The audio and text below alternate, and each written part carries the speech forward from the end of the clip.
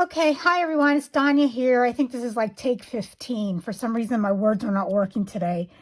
So I've decided to just continue, and if I mess up, I mess up. Bonnie had asked me, I believe it was Bonnie, she had asked me how I did the floating flourish that was recently released on the Stamps of Life. I no longer have the card, but I will show you a picture of it here, and then I'm going to recreate one very, very similar. So here's the card.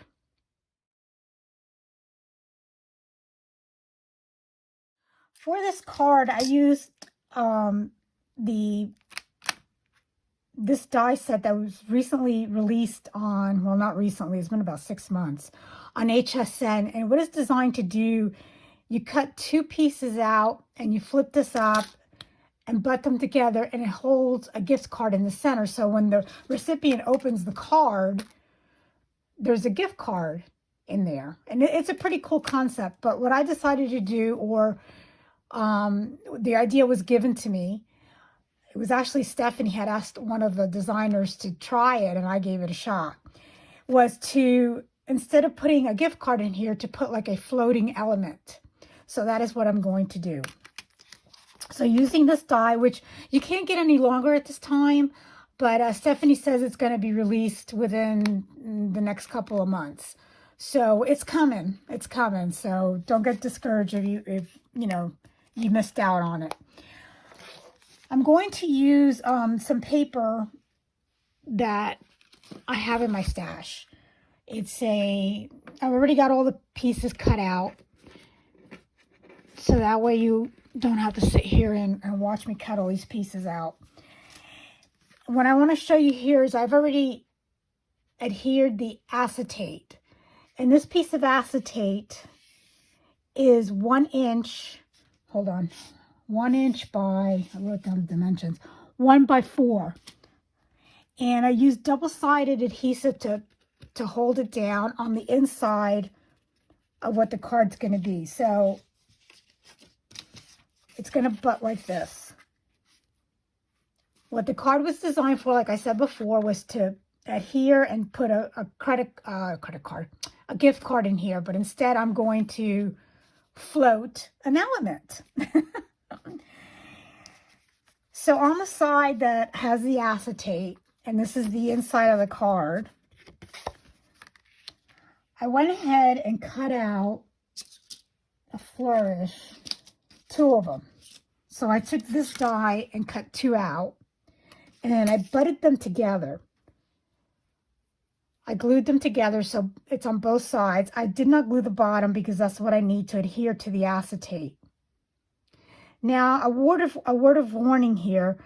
I originally started doing this by using double-sided adhesive, and I just got all flustered trying to match because it's very fragile, and all the pieces were just sticking to each other. So I finally gave up. Even though I was doing it little by little, I still couldn't line it up correctly, and I got really frustrated. So, and also what I wanted to point out was that by doing this one, I realized, you know what? This white in the back isn't helping the situation. So on the back side of the glitter paper, I went ahead and used razzleberry, which was a color that was very similar to this glitter, and I sponged color back. So even if it's not perfectly aligned, like here, I don't know if you can see it or not, it isn't going to stand out as much because it's a very similar color. Okay, so now what I'm going to do, now I will use liquid glue for this, and you're going to watch me fumble through this, but I'm going to try to adhere it perfectly to the acetate, as so. So let me go ahead and do that. Okay, so I'm going to add a little bit of glue. This is art glitter glue. I like this glue because it dries clear, but for whatever reason, it doesn't want to come out of the bottle. So let's try it again. Okay, so that's one. It's just these 3 little three little leaves on the bottom. And then I take the acetate and I try to center it as best as I can and squeeze down. And now I have to glue the other side, but I have to let this dry.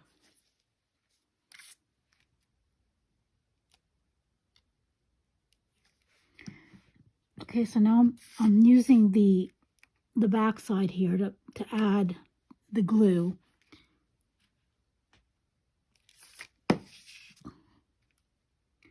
And I'm going to adhere that down.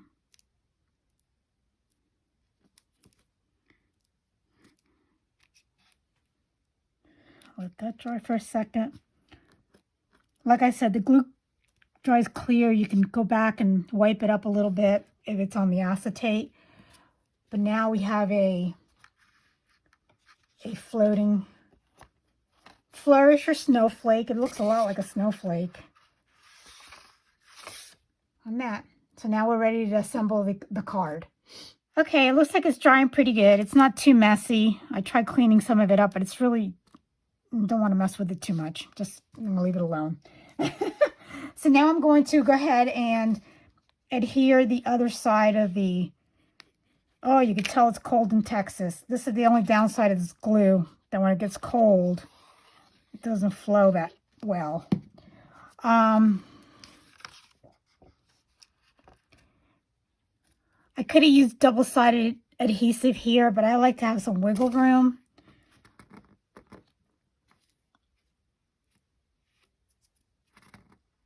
In case it doesn't line up correctly.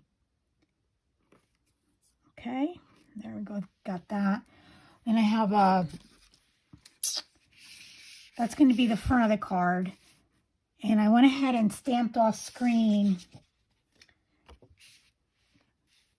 this, and this is from the HSN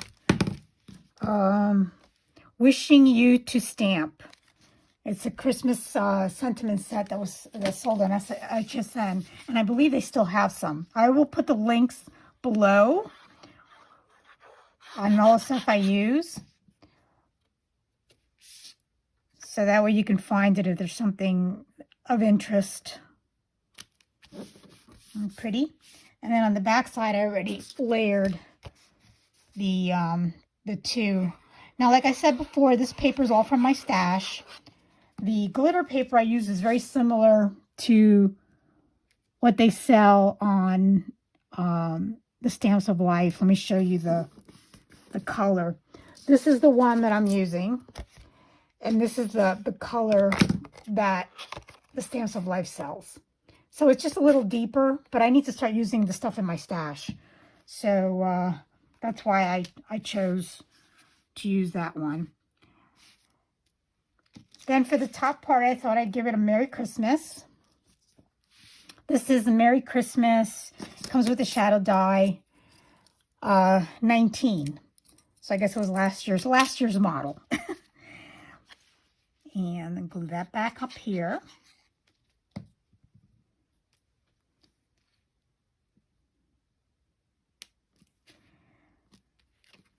And I went ahead and cut out the little snowflakes. Oh, excuse me as I reach over here. Come on. The little snowflakes from the Snow Globes. Extras for Snow Globe, I believe it's called. That was released just a couple months ago. And I wanted to keep the theme of the colors. So in the center, I wanted to add a little green pearl. I didn't have any. So these were white. And what I did is alcohol markers are great for coloring embellishments. So that's another tip there for that. Let me go ahead and glue these on randomly. And this card I did backwards. Usually I do the outside of the card first and then do the inside. But I did the inside first.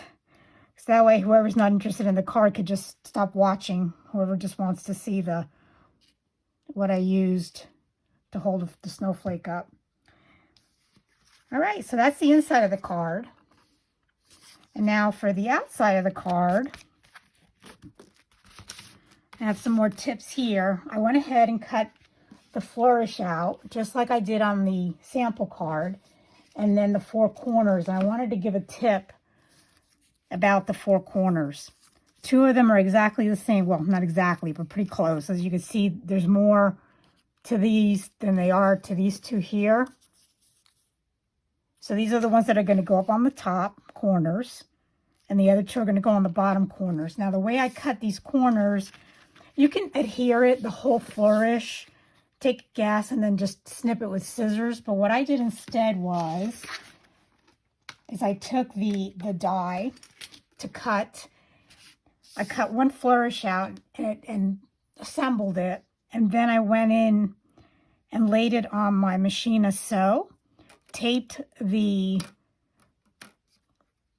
die down, ran it through my machine, and that's how I got my corners. And I know now that they're perfect because I used the die.